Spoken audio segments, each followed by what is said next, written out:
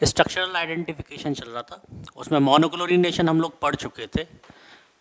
अगला टॉपिक है, दो टॉपिक्स हम पढ़ चुके हैं, one is degree of unsaturation and second one is monochlorination, third one is catalytic hydrogenation. नाम से ही मालूम पड़ रहा है, यदि इसको दो पार्ट्स में डिवाइड करें तो हाइड्रोजन का एडिशन, हाइड्रोजिनेशन, हाइड्रोजन का एडिशन किसकी प्रेजेंस में, कैटालिस्ट की प्रेजेंस में। यदि हम एल्कीन लेते हैं, एल्कीन वो कंपाउंड्स होते हैं जिसमें कार्बन कार्बन के बीच में डबल बॉन्ड होता है। इसकी रिएक्शन हम हाइड्रोजन के साथ करा दें इन द प्रेजेंस ऑफ, या तो हम निकल ले सकते हैं, या पैलेडियम ले सकते हैं, या प्लेटिनम, तीनों में से कुछ भी ले सकते हैं। तो ये पाई बॉन्ड टूटता है, जब ये पाई बॉन्ड ब्रेक होगा तो यहाँ पर एक वैलेंसी फ्री होगी, यहाँ पर एक वैलेंसी फ्री होगी और हाइड्रोजन आके अटैच हो जाएगा। यदि इसका हम 1 मोल लेते हैं तो हमें हाइड्रोजन भी 1 मोल चाहिए। इसका मतलब जितने पाई बॉन्ड्स प्रेजेंट होगा, number of pi bonds is equal to number of moles of hydrogen molecule consumed. In the same way यदि हम एल्काइन लेते हैं, एल्काइन में कार्बन कार्बन के बीच में ट्रिपल बॉन्ड होता है। इस जगह कितने पाई बॉन्ड्स हैं, 2। निकेल 2 पाई बॉन्ड्स हैं, दोनों पाई बॉन्ड्स ब्रेक होंगे।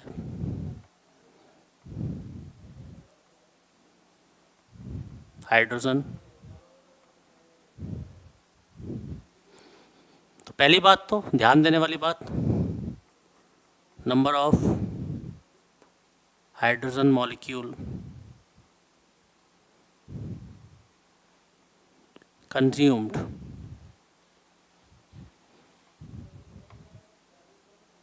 is equal to number of pi bonds। तो अब क्वेश्चन ये आता है कि इसे हम स्ट्रक्चरल आइडेंटिफिकेशन में क्यों पढ़ रहे हैं।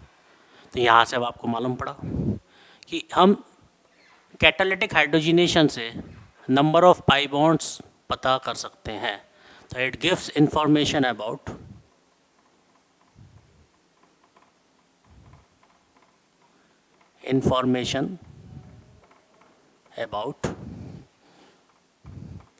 number of pi bonds in the molecule। किसी मॉलिक्यूल में कितने पाई बॉन्ड्स हैं ये पता करने के लिए हम कैटालिटिक हाइड्रोजिनेशन कराते हैं। सेकंड इंपॉर्टेंट पॉइंट इसका, यदि हम देखें तो सिर्फ पाई बॉन्ड ब्रेक हो रहा है, सिग्मा बॉन्ड पे कोई भी इफेक्ट नहीं पड़ रहा है। तो जो कार्बन स्केलेटन है वो चेंज नहीं होता, sigma bond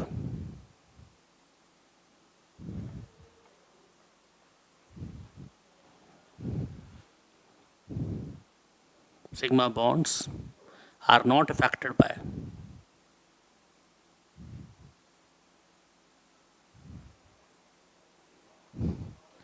catalytic hydrogenation।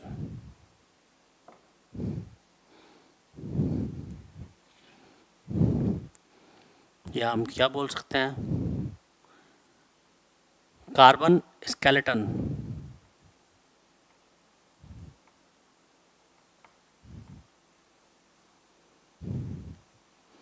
does not change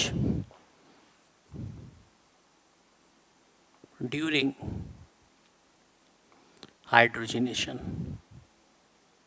important point है।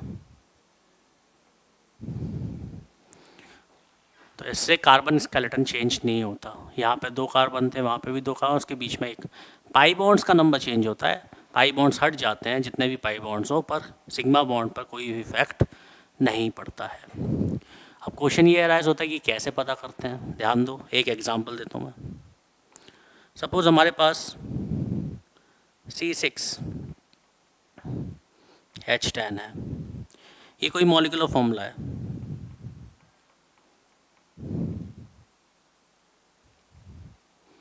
अब हमें पता करना है इसका स्ट्रक्चर। तो स्ट्रक्चर पता करने के लिए, क्योंकि इसका DU2 है, तो 2DU में 3 पॉसिबिलिटी हो सकता है। 2 पाई बॉन्ड्स हो सकता है 1 पाई बॉन्ड हो, 1 रिंग हो, या हो सकता है दोनों रिंग हो। अब हमारे पास तो 3 पॉसिबिलिटीज़ हैं, तो हम कैसे पता करेंगे कि इसमें कितने पाई बॉन्ड है भी या नहीं है, और हैं तो कितने हैं। तो इसका हाइड्रोजिनेशन करा दो, कैटालिटिक हाइड्रोजिनेशन। यदि हम इसका कैटालिटिक हाइड्रोजिनेशन कराते हैं, तो कैटालिटिक हाइड्रोजिनेशन कराने पे हमें मालूम पड़ा कि इसका मॉलिक्यूलर फॉर्मूला C6H12 हो गया। इसका मतलब अब भी DU कितना है, 1। यदि DU 1 है और कैटालिटिक हाइड्रोजिनेशन कराने के बाद DU 1 है, तो डेफिनेटली ये पाई बॉन्ड है ही नहीं। ये जो DU है ये ड्यू टू द रिंग है। ये पाई बॉन्ड की वजह से नहीं है, ये रिंग की वजह से। इसका मतलब हमें मालूम पड़ गया कि यहाँ पर, क्योंकि 1 मोल हाइड्रोजन यूज़ हुआ है, क्योंकि ये H10 से H12 हुआ है, तो 1 मोल हाइड्रोजन यूज़ होने का मतलब कि इस कंपाउंड के अंदर सिर्फ 1 पाई बॉन्ड है और 1 रिंग है। इस तरह से हमें नंबर ऑफ़ पाई बॉन्ड्स पता पड़ते हैं हाइड्रोजिनेशन से, वरना हम बोल ही नहीं सकते थे कि इनमें से कौन सी पॉसिबिलिटी है। तो इसमें से कौन सी पॉसिबिलिटी हमारे पास है, उसको कंफर्म करने के लिए हम हाइड्रोजिनेशन कराते हैं, और हाइड्रोजिनेशन से हमें नंबर ऑफ़ पाई बॉन्ड्स पता पड़ते हैं किसी भी कंपाउंड में। एक इम्पॉर्टेंट बात और, यदि हम बेंजीन लेते हैं और इसका हाइड्रोजिनेशन कराते हैं, तो इसका हाइड्रोजिनेशन रूम टेम्परेचर पर नहीं होता। ये 3 पाई बॉन्ड्स, हम जानते हैं बेंजीन एरोमेटिक होता है, और एरोमेटिक होने के लिए ये तीनों पाई बॉन्ड्स रेस्पॉन्सिबल होते हैं। तो इन तीनों पाई बॉन्ड्स की स्टेबिलिटी इन पाई बॉन्ड्स की स्टेबिलिटी के कंपेरेटिवली ज़्यादा होती है। क्योंकि स्टेबिलिटी ज़्यादा होती है तो ये रूम टेम्परेचर पर ब्रेक नहीं होते। इसके लिए हमें टेम्परेचर देना पड़ता है 100 degree Celsius to 150 degree Celsius. तो ये रूम टेम्परेचर पर हाइड्रोजनेट नहीं होगा। 100 डिग्री सेल्सियस से 150 डिग्री सेल्सियस के बीच में टेम्परेचर देने पर ये हमें साइक्लोहेक्सेन देता है। तो इम्पॉर्टेंट, यदि नॉर्मल एल्कीन या एल्काइन है तो इसका हाइड्रोजनेशन इजीली हो जाता है। किसके कंपेरेटिवली, बेंजीन के पाई बॉन्ड्स के कंपेरेटिवली। क्यों? क्योंकि यहाँ पर ये तीनों एरोमेटिसिटी में इन्वॉल्व होने के कारण इनकी स्टेबिलिटी ज़्यादा होती है। इसके लिए यहाँ पे हमें 100 डिग्री सेल्सियस से 150 डिग्री सेल्सियस के बीच में टेम्परेचर देना पड़ता है, जिससे कि इसका हाइड्रोजनेशन होता है। तो सिंपल सा कॉन्सेप्ट है, जितने भी पाई बॉन्ड्स हों उनको हटा देना है और sigma bond as it is रख देना है, जिससे कि हाइड्रोजनेशन हो जाएगा।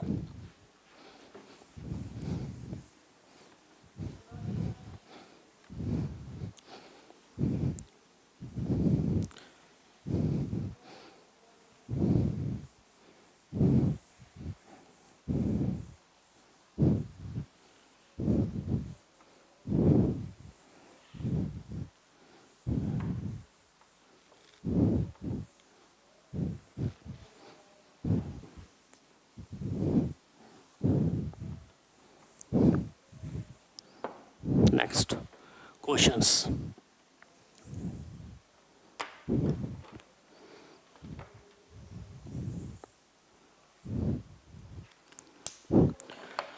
अब एक एक करके क्वेश्चंस देखेंगे।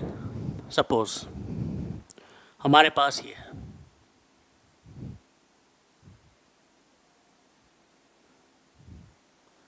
इसका हाइड्रोजनेशन कराया, ऐसे भी लिख के आ सकता है, और जब तक आपको कुछ मेंशन ना हो तब तक हम इसको एक्सेस में मानेंगे। यदि H2Ni लिखा हुआ है तो जितना हमें नीड है हम उतना यूज़ कर सकते हैं। ये पाई बॉन्ड, ये पाई बॉन्ड, ये दोनों हाइड्रोजनेट हो जाएंगे, बॉन्ड लाइन स्ट्रक्चर शो कर रहा है, इसलिए हाइड्रोजन शो करने की ज़रूरत नहीं है। क्या हुआ, यहाँ से ये पाई बॉन्ड हटा, एक एच इधर एक एच इधर, ये पाई बॉन्ड हटा, एक एच इधर एक एच इधर, और हमें ये स्ट्रक्चर मिल गया। तो हाइड्रोजिनेशन से जितने भी पाई बॉन्ड्स हैं उनको हमें रिमूव करना है और एज इट इज़ लिख देना है। सिग्मा बॉन्डेड स्केलेटन पे कोई चेंज नहीं आता, कार्बन स्केलेटन चेंज नहीं होता, ये जैसा यहाँ दिया होगा वैसा ही बना रहेगा। सेकंड,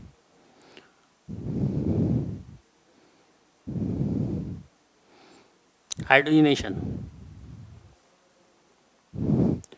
एक्सिस में दो पाई बॉन्ड्स हैं, दोनों पाई बॉन्ड्स हट जाएंगे, कार्बन स्केलेटन का भी चेंज नहीं होगा। तो जितने पाई बॉन्ड हैं उनको रिमूव कर दीजिए, आपको हाइड्रोजिनेशन के बाद बनने वाला प्रोडक्ट मिल जाएगा। यहाँ भी एच, यहाँ भी H. Third,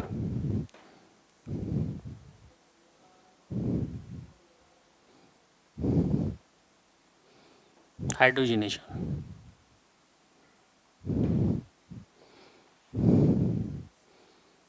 simple, carbon skeleton, sigma bonded carbon skeleton लिख दीजिए, जितने पाई बॉन्ड्स हैं उनको रिमूव कर दीजिए, आपको ये मिल जाएगा। तो अभी आपको एक्सेस में ही क्वेश्चन मिलेंगे, अभी सिलेक्टिविटी आपके कोर्स में अभी नहीं है, बाद में पढ़ाई जाएगी, जब हम इसके फिक्स कर देंगे नंबर तब कितने बनेंगे। नेक्स्ट फोर्थ, एक क्वेश्चन देता हूँ,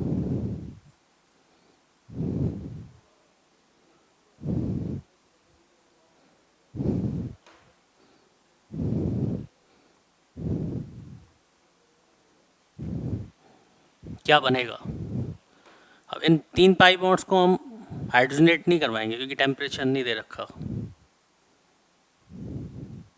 सबसे इजीली बाहर वाला पाई बॉन्ड होगा तो हमें ये मिल जाएगा, इन पर कोई फ़र्क नहीं पड़ेगा। हाँ, यदि ऐसे लिखा होता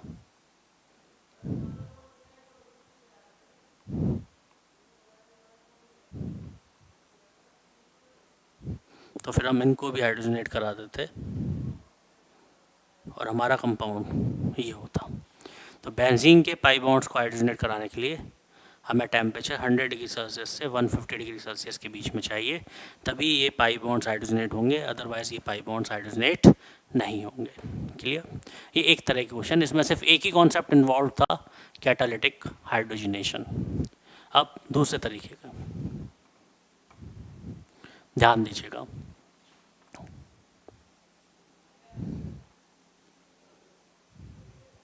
हमने लिया ये कंपाउंड, हाइड्रोजनेशन कराया, हमें कंपाउंड एक्स मिला। जो भी एक्स बना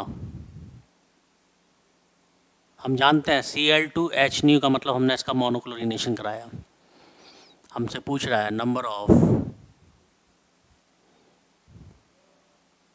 स्ट्रक्चरल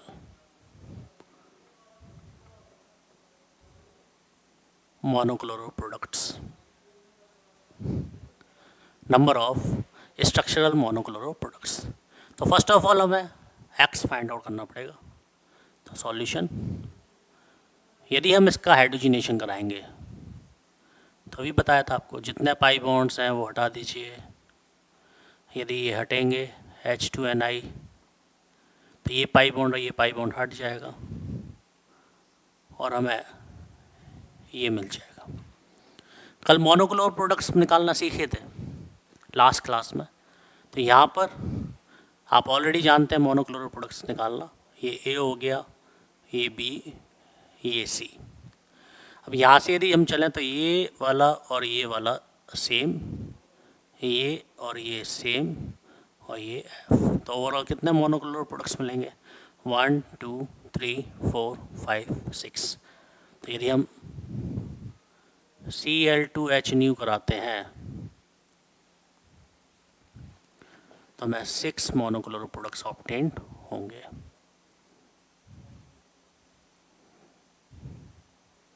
तो इस क्वेश्चन में दो कॉन्सेप्ट आ गए, पहला हाइड्रोजनेशन और दूसरा क्लोरीनेशन। जब तक आपको ये दोनों कॉन्सेप्ट नहीं आएंगे तब तक आप ये नहीं कर पाएंगे क्वेश्चन।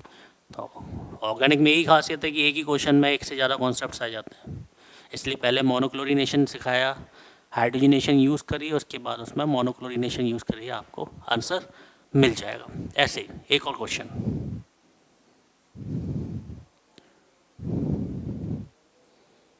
हमने लिया ये क्वेश्चन सेम है, हाइड्रोजनेशन कराया, कोई कंपाउंड एक्स मिला, Cl2H नहीं लिया, नंबर ऑफ स्ट्रक्चरल मोनोक्लोरल प्रोडक्ट बताना है,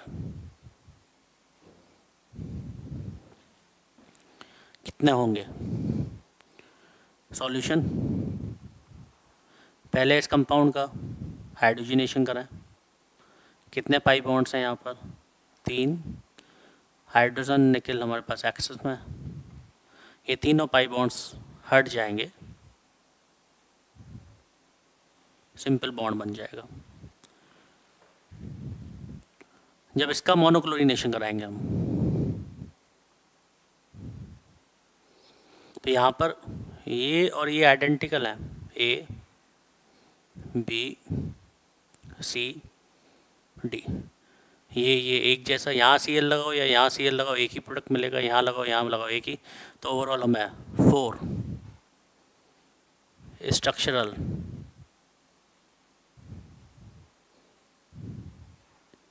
मोनोक्लोरल प्रोडक्ट्स मिलेंगे।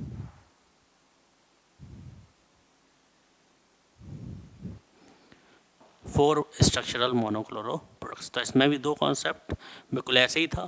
तो हाइड्रोजनेशन में करना क्या है, जितने पाई बॉन्ड्स उनको रिमूव करना है, सिंपली लिख लेना है, और क्लोरीनेशन आपको आता ही है, उसके अकॉर्डिंग नंबर ऑफ प्रोडक्ट्स हमें लिख देना है।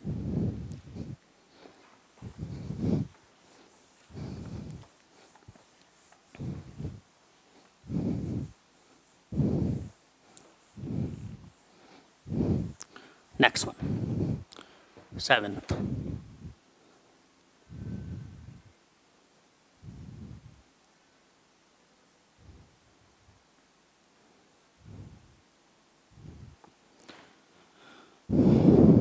हाइड्रोजन निकल लिया,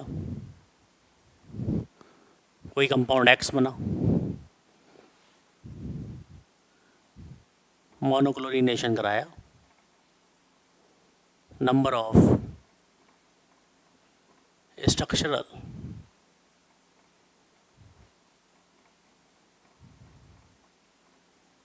मोनोक्लोरल प्रोडक्ट्स बताने हैं,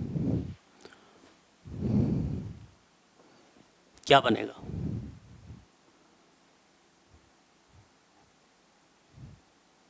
हाइड्रोजनेशन कराएंगे, जितने पाई बॉन्ड्स हैं वो रिमूव हो जाएंगे, मतलब हाइड्रोजन उधर आके जुड़ जाएगा।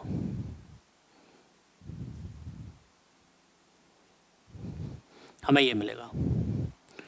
इसका क्लोरीनेशन कराया, मोनोक्लोरिनेशन, ये सब एक जैसे, बी ये सी, पर ध्यान देने वाली बात, या 3 डिफरेंट कार्बन एटम्स प्रेजेंट हैं, बट इस कार्बन पर हाइड्रोजन प्रेजेंट नहीं है, और हम जानते हैं कि मोनोक्लोरिनेशन होने के लिए हाइड्रोजन प्रेजेंट होना चाहिए। तो इस जगह या तो ए पर क्लोरीन लगेगा या बी पर क्लोरीन लगेगा, ओनली 2 मोनोक्लोरल प्रोडक्ट्स बनेंगे। बना सकते हैं इसे, एक ये और एक ये, यहाँ पर क्लोरीन नहीं आएगा क्योंकि यहाँ पे हाइड्रोजन प्रेजेंट नहीं है। नेक्स्ट,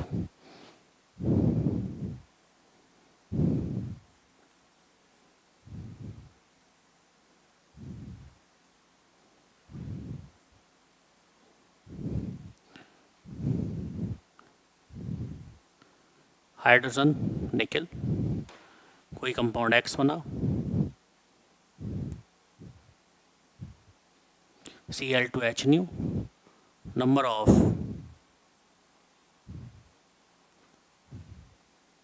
स्ट्रक्चरल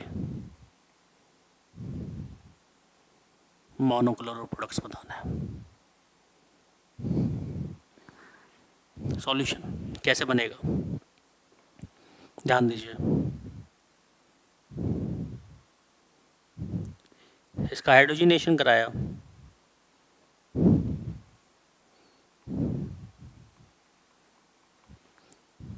हाइड्रोजन ऐड हो जाएगा, तीनों पाई बॉन्ड्स हट जाएंगे, हाइड्रोजन जुड़ जाएगा, ये बनाओ। इसका मोनोक्लोरो प्रोडक्ट्स बताना है, Cl2H न्यू। क्या करेंगे, मैं ये चारों एक से, मोनोक्लोरो प्रोडक्ट्स के एग्जांपल्स में था ये एक से और ये अलग। तो या तो ए वाली पोजीशंस पर हम H हटा के Cl लगा सकते हैं, या बी वाली पोजीशंस पे H हटा के Cl लगा सकते हैं, या फिर सी वाली पोजीशंस पे। इसका मतलब 3 स्ट्रक्चरल मोनोक्लोरो प्रोडक्ट्स मिलेंगे। तो ये एग्जांपल में 2 कॉन्सेप्ट लगे, एक हाइड्रोजनेशन का एज वेल एज एक क्लोरीनेशन का। नेक्स्ट 9, अब अलग तरह का एग्जांपल लेंगे। हमारे पास कोई कंपाउंड है X, इसका मॉलिक्यूलर फॉर्मूला दिया है C3H4, हाइड्रोजनेशन करवाया, मिला N प्रोपेन। क्वेश्चन है नंबर ऑफ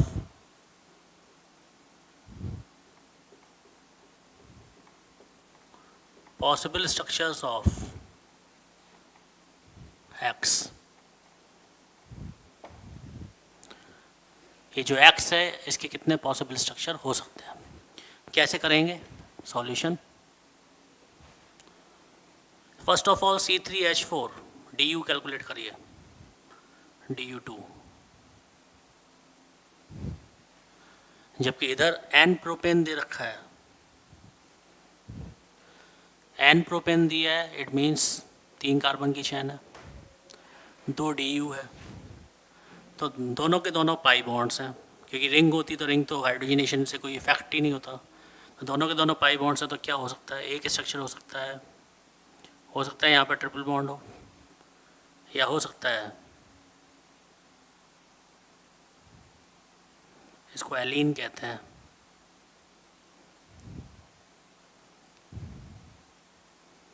ये propyne.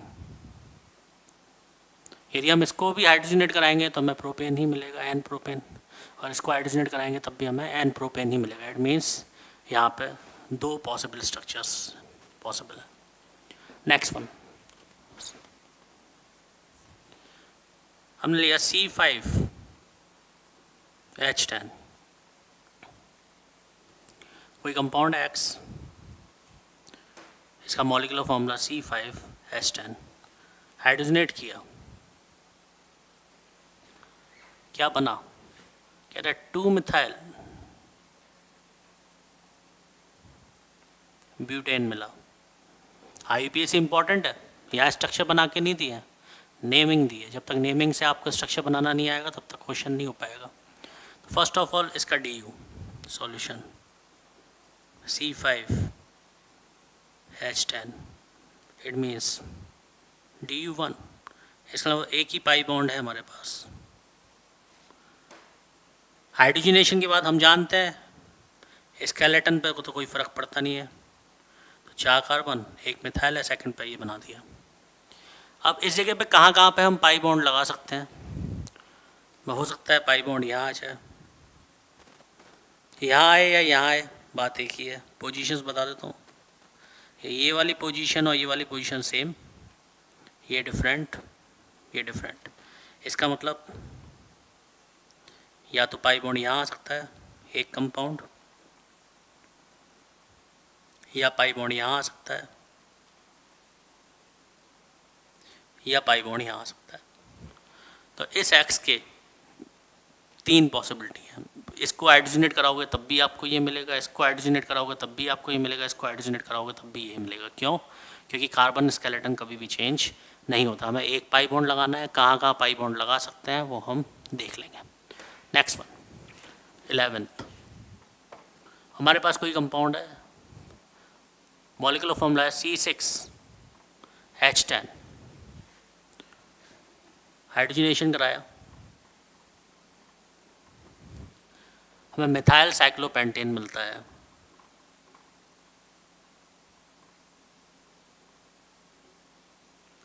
Methyl cyclopentane, number of possible structures of X। कैसे करेंगे? First of all C6H10 DU calculate किया, DU आएगा 2 DU का मतलब 2 पाई बॉन्ड हो सकते हैं या फिर एक रिंग और एक पाई बॉन्ड हो सकता है। बन क्या रहा है? मिथाइल साइक्लोपेंटेन, इसका मतलब इसका DU1 है, तो हाइड्रोजनेशन के दौरान DU2 से DU1 हुआ, इसका मतलब इसमें एक ही हाइड्रोजन ऐड हुआ। एक हाइड्रोजन मॉलिक्यूल ऐड होने का मतलब इस कंपाउंड में एक ही पाई बॉन्ड है, तो इसके अंदर क्या है? एक रिंग, एक पाई बॉन्ड। रिंग ब्रेक नहीं होती हाइड्रोजनेशन से, पाई बॉन्ड हमारे पास। इसमें एडजस्ट करना है कितनी जगह पे हम पाई बॉन्ड लगा सकते हैं, कितनी पॉसिबिलिटीज़ हैं। ये और ये सेम, आइडेंटिकल, इक्विवेलेंट और ये, तो ओवरऑल 4 पोजीशंस हैं जहाँ पे हम पाई बॉन्ड लगा सकते हैं। तो कैसे कैसे बनेंगे? यहाँ पाई बॉन्ड आ सकता है, इसके हाइड्रोजनेशन से भी हमें यही मिलेगा। यहाँ आ सकता है,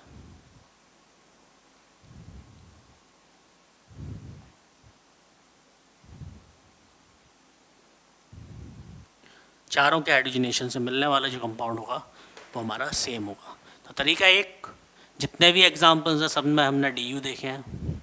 DU से हमें आइडिया लगेगा कितने पाई बॉन्ड्स की नीड है और हमें कितनी जगह पे उसे एडजस्ट करना है। तो इसका आंसर 4। नेक्स्ट 12, हमारे पास है C5H8, कोई कंपाउंड है X, C5H8, इसे हाइड्रोजनेट कराया, हमें 2 मिथाइल ब्यूटेन मिला। C5H8 कोई कंपाउंड जिसका मॉलिक्यूलर फॉर्मूला C5H8, हाइड्रोजनेशन का नाम है 2 मिथाइल ब्यूटेन मिल रहा है। हमें पॉसिबल स्ट्रक्चर्स बताने हैं, नंबर ऑफ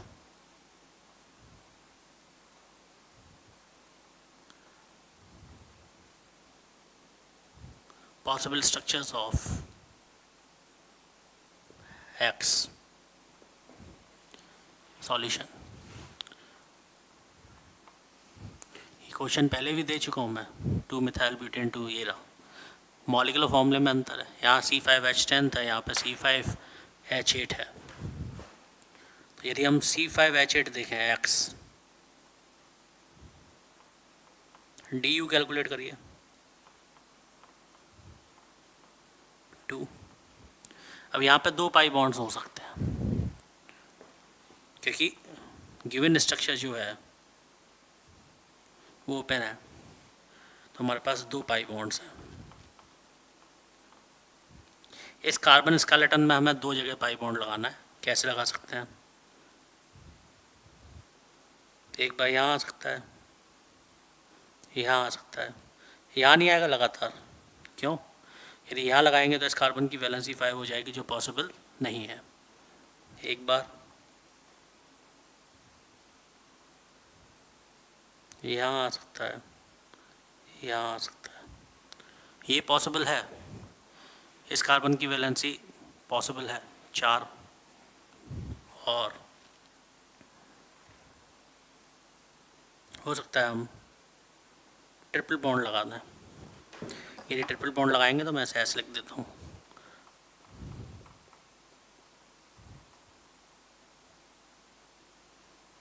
ट्रिपल बॉन्ड सिर्फ यहीं आ सकता है। क्यों? यदि यहाँ लगाएंगे तो इस ट्रिपल बॉन्ड की वैलेंसी 5 हो जाएगी। जैसे हम ट्रिपल बॉन्ड लगाएंगे इस कार्बन की वैलेंसी 5 हो जाएगी। यहाँ भी नहीं लगा सकते, यहाँ भी नहीं लगा सकते, ट्रिपल बॉन्ड के लिए सिर्फ यही पोजीशन है। तो ओवरऑल जो स्ट्रक्चर्स बनेंगे वो कितने बनेंगे? 3। इन 3 स्ट्रक्चर में किसी को भी हाइड्रोजनेट कराओ, इसको हाइड्रोजनेट कराएंगे तब भी हमें 2 मिथाइल ब्यूटेन मिलेगा, इसको हाइड्रोजनेट कराएंगे तब भी 2 मिथाइल ब्यूटेन मिलेगा, और इसको हाइड्रोजनेट कराएंगे तो 2 मिथाइल ब्यूटेन मिलेगा। तो डिफरेंट टाइप्स के क्वेश्चंस हैं, कुछ भी मिल सकता है आपको।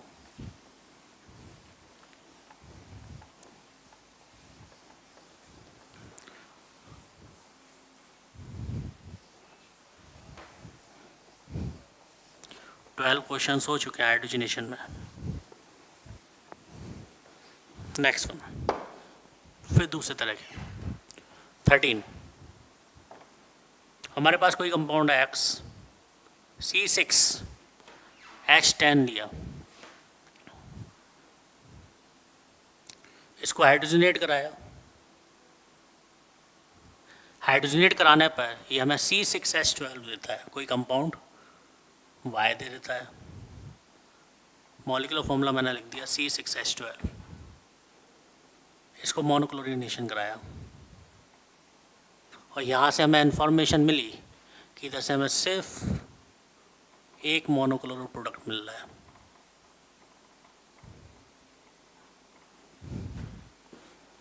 तो हमें बताना क्या है?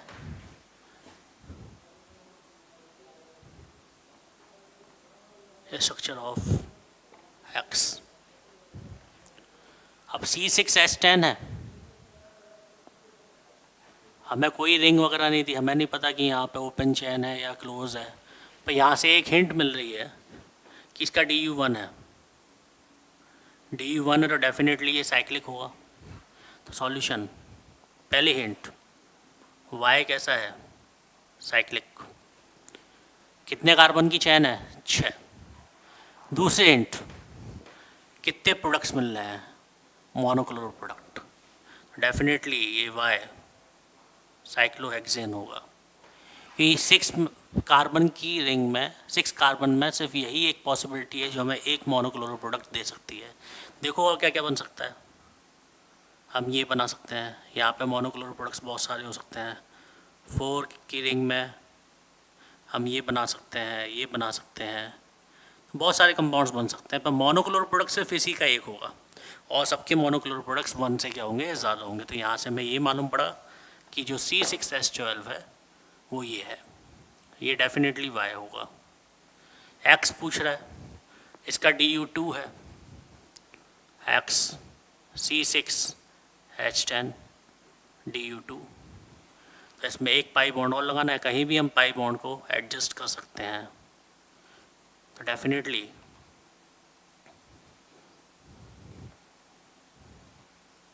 हमें ये मिलेगा। ये X हाइड्रोजनेशन कराया, हमें Y मिला, क्लोरीनेशन कराया, एक मोनोक्लोरल प्रोडक्ट मिला।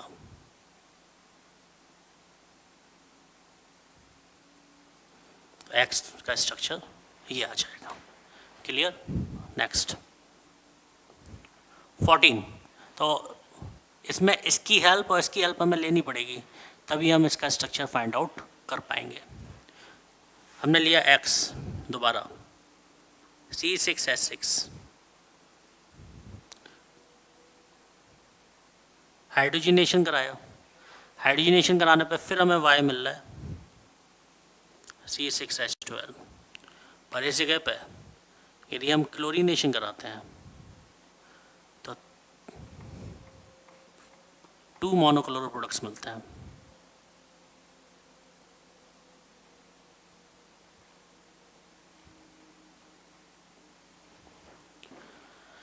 सॉल्यूशन कैसे करेंगे? C6H6 DU4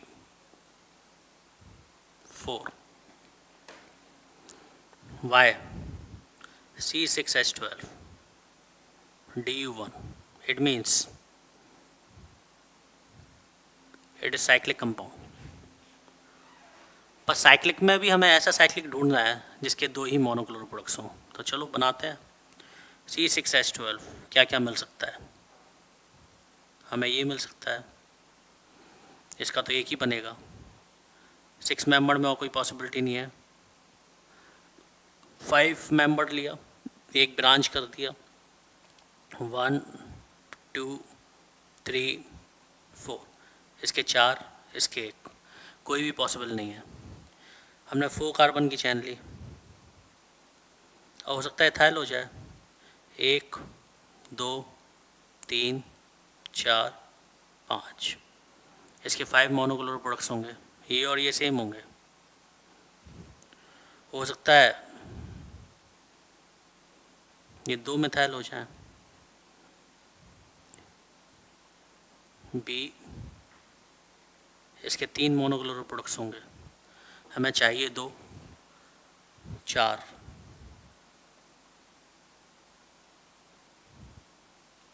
1 2 3, इसके भी 3 हो जाएंगे, चाहिए 2,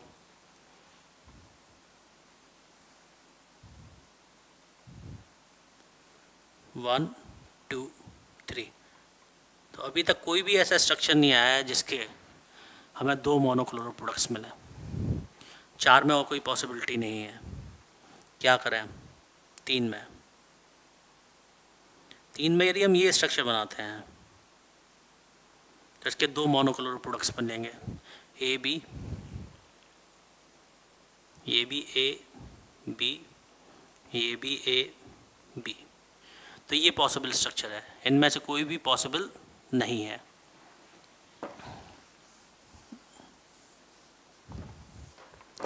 तो हमारे पास ये स्ट्रक्चर आया, ये वाई है,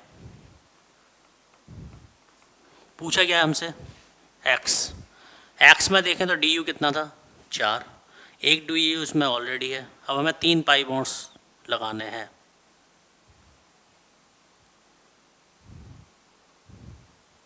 तो एक पाई बॉन्ड यहाँ आ जाएगा, एक पाई बॉन्ड यहाँ आ जाएगा, एक पाई बॉन्ड यहाँ आ जाएगा, this one is x.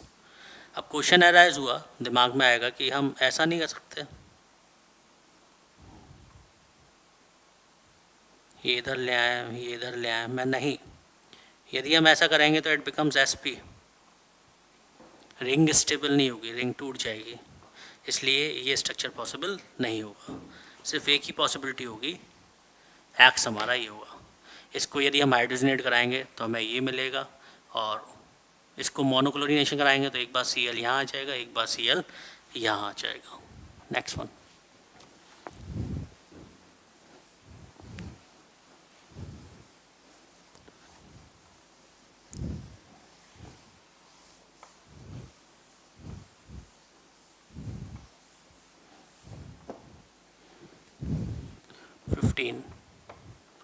X C4H6, इसको हाइड्रोजनेट कराया, H2Ni, हमें मिला C4H8, और इसको मोनोक्लोरिनेशन कराया तो इधर हमें 3 डाइक्लोरो प्रोडक्ट्स मिलते हैं, मोनो नहीं, डाइक्लोरो प्रोडक्ट्स। ध्यान देना है, पूछ रहा है एक्स क्या हुआ। सॉल्यूशन,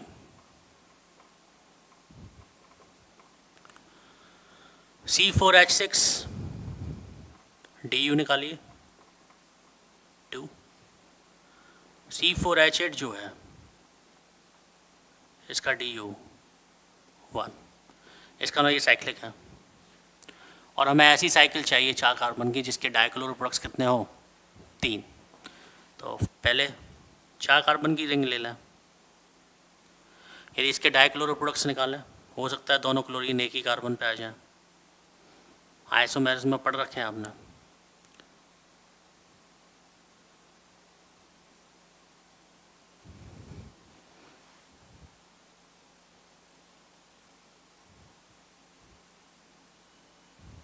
इसी के 3 पॉसिबल हो गए, और क्या पॉसिबल स्ट्रक्चर है? नहीं, ये बन सकता है एक, यदि इसके डाइक्लोरो प्रोडक्ट्स निकालें,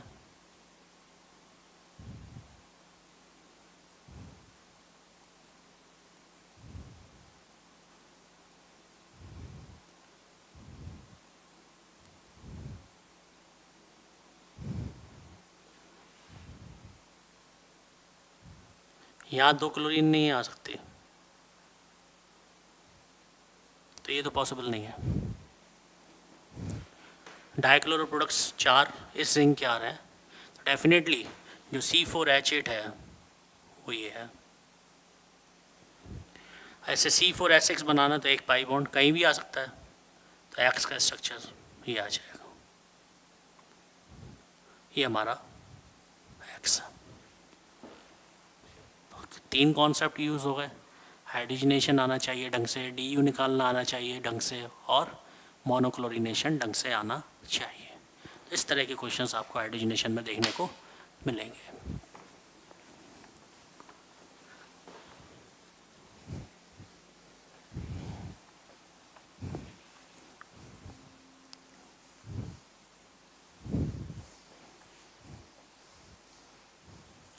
next one,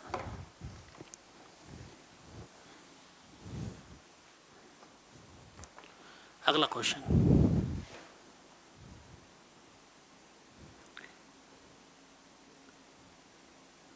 which of the following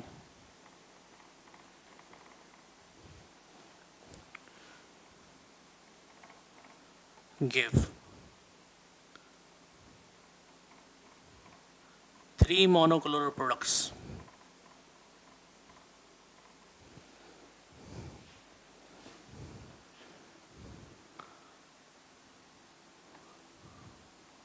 on reaction with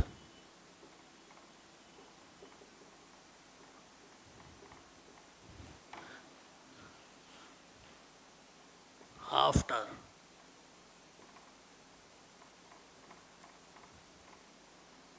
catalytic hydrogenation?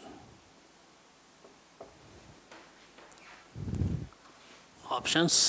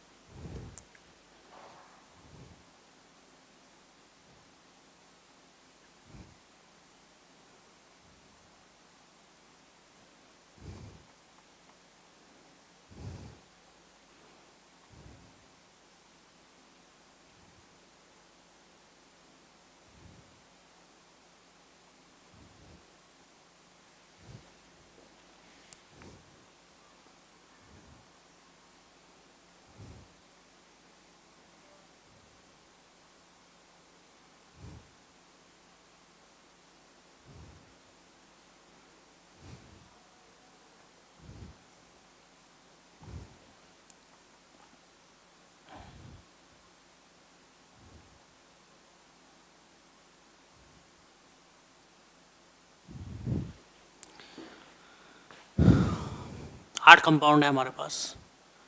कह रहा है कि पहले इनका हाइड्रोजनेशन कराया, और हाइड्रोजनेशन कराने के बाद यदि हम इनका मोनोक्लोरिनेशन कराते हैं तो इनमें से कौन कौन है जो हमें 3 मोनोक्लोर प्रोडक्ट्स देंगे। तो यदि हम हाइड्रोजनेशन कराते हैं इसका तो ये मिलेगा, ये ए बी सी सी, इसका ये आंसर हो सकता है। इसका हाइड्रोजनेशन कराते हैं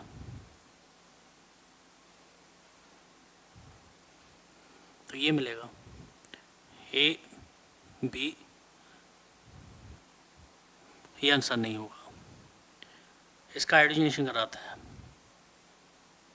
ये मिलेगा, ए बी सी डी, ये भी आंसर नहीं होगा।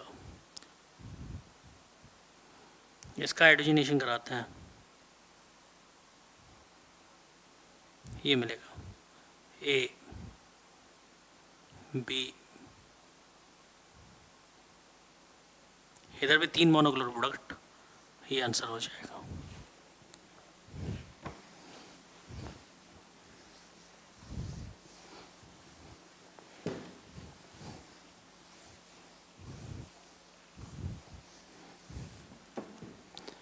इसका हाइड्रोजनेशन कराएंगे।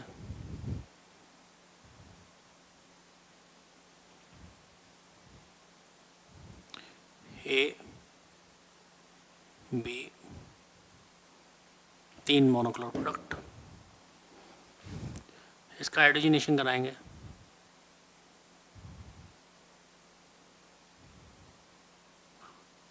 दो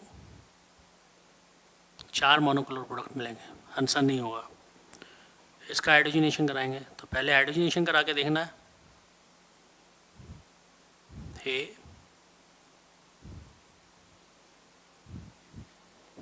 भी हो जाएगा।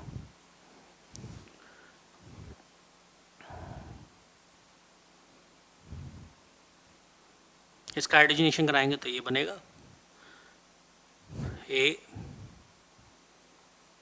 बी सी, इसके भी 3 मोनोक्लोर प्रोडक्ट, तो ये भी आंसर हो जाएगा। तो आंसर क्या हो जाएंगे? A D E ji H. Next question,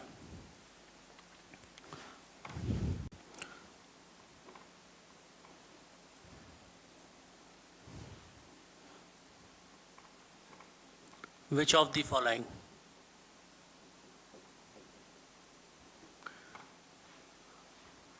give same product after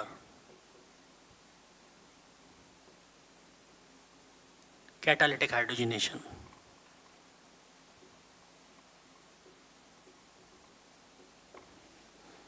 options क्या क्या हैं? ए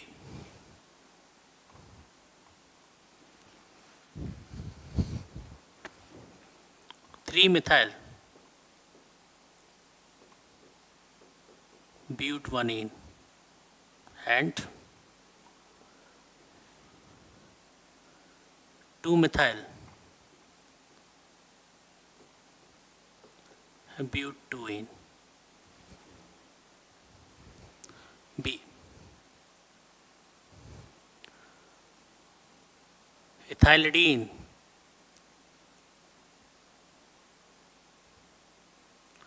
cyclopentane and cyclopentyl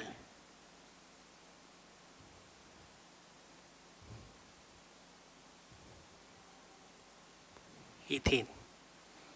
C option.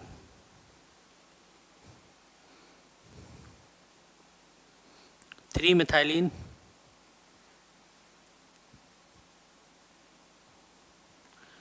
cyclohexene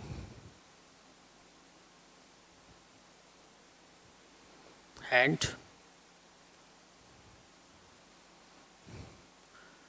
3-methyl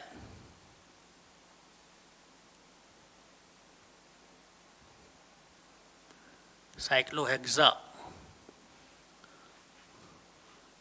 1,4-diene. D option.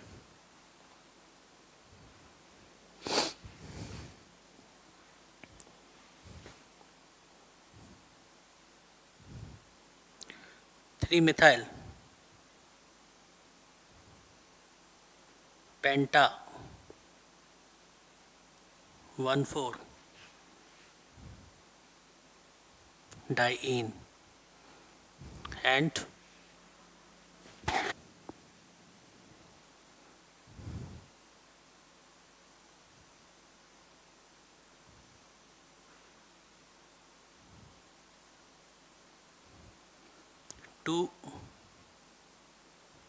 2-ethyl buta 1,3-diene.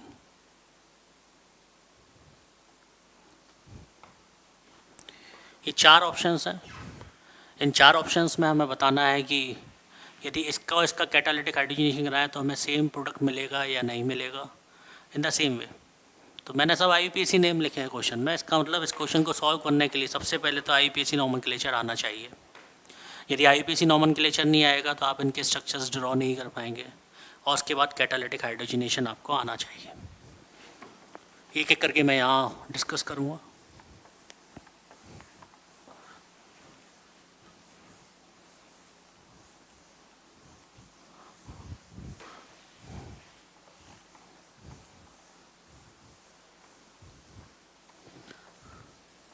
पहला option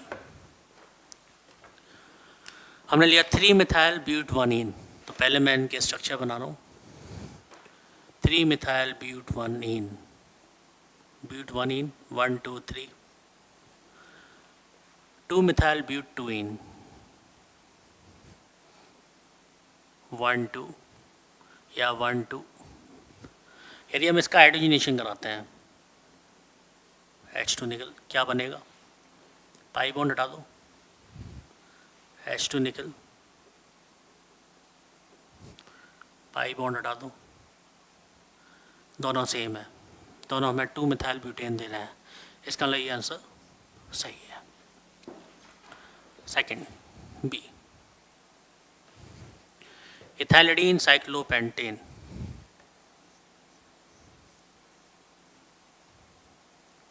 This one is ethylidene cyclopentane, cyclopentyl ethene.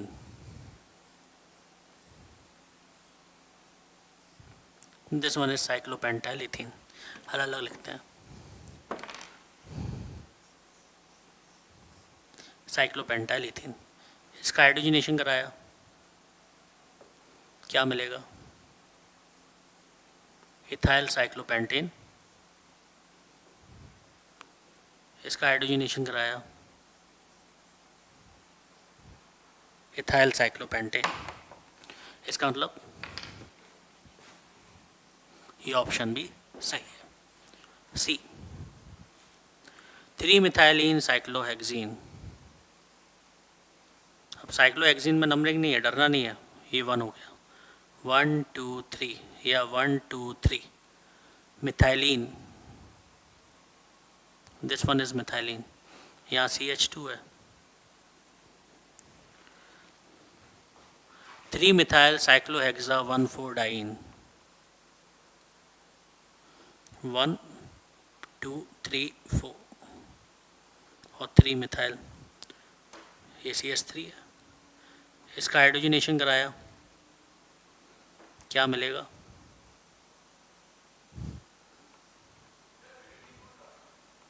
इसका hydrogenation कराया, इसका मतलब दोनों के प्रोडक्ट सेम है, ये ऑप्शन भी सही है। नेक्स्ट, 3 मिथाइल पेंटा 1,4-डाइन। पेंटा 3 मिथाइल 1 4, 1 2 3 4, 3 मिथाइल। यदि इसका हाइड्रोजनेशन कराते हैं हम, हमें ये मिलेगा 2 इथाइल ब्यूटा 1,3-डाइन,